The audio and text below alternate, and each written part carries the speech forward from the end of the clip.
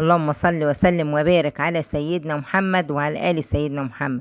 كلمتين لكل أب: لازم تساعد في تربية أولادك وتشيل مع زوجتك المسؤولية، عشان هما دول المكسب الحقيقي في الحياة.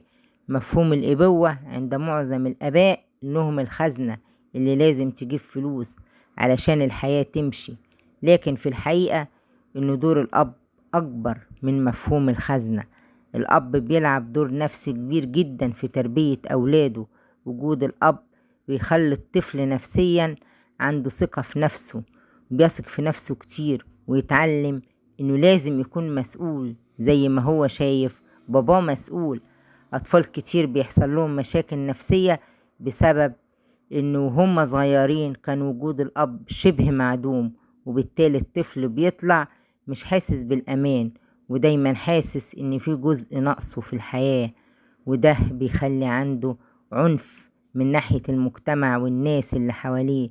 غياب الأب بيخلي الطفل انطوائي ودايما معزول عن العالم الخارجي، لأنه شايف إن دنيته هي أمه وبس.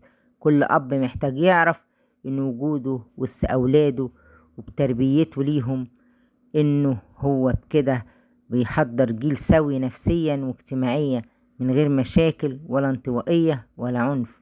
لو عجبكم الفيديو ما تنسوش الاشتراك في القناة والصلاة على رسولنا الكريم.